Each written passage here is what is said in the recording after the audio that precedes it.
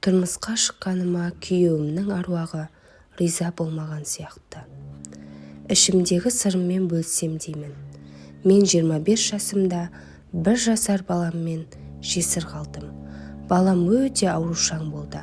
Айлап ауруханада жатып жүрдік. Әйелдің 40 жаны бар деген ғой. Тынымсыз жұмыс істедім. Талай күндер таң атқанша Алладан жалбарынып, балам ауырғанша мен ауырайын деп жылап, таңды талай атырған едім. Қаратпаған жерім жоқ. Құдайға шүкір, балам қазір 7 жаста.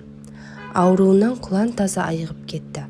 Жүгіріп жұмыс істеп, Астанадан шағын бөлмелі үй сатып алдым. Сөйтіп араға 5 жыл салып, екінші рет тұрмыс құрдым. Құдайға шүкір, қызым бар. Ендігі мәселе өзімде.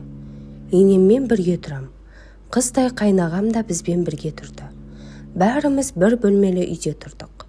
Білмеймін, осы қалай екінші рет тұрмыс құрдым, солай аурудан көз ашпадым. Өкпемнің қабынуынан бастап, мойныма без шықты, тістерім ауырды, неврология, мигрен, мастит, не керек ауыра бердім. Өзім бала ертіп келген атым бар.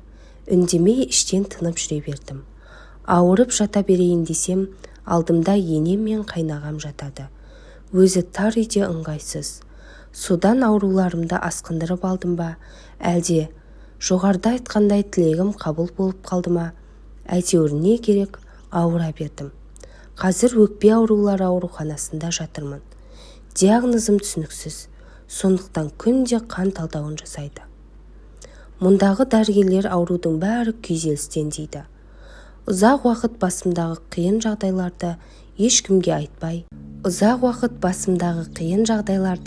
ешкімге айтпай, іштен тынып жүре бергендікі ме, сеніп жүрген жолдасым да бас кезінде жүріс жасады.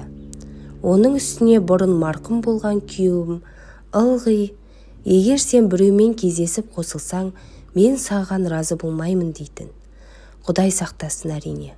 Әруаққа тіл тигізгенім емес, бірақ кейде содан ба екен деп те ойлап қоям. Әруағы разы болмай жүрме. Өйткені бұрын ешбір жерім ауырмаған еді. Ал қазір ауруханада жатырмын. Енді қол аяғыма шейін сырқырайды. Түнімен бастырылып айқайлап, жайсыз түстер көріп шығам. Қазір 2 балам 2 жақта. Ұлым анамда, қызым ағамда. Күндіз түні жылаудамын.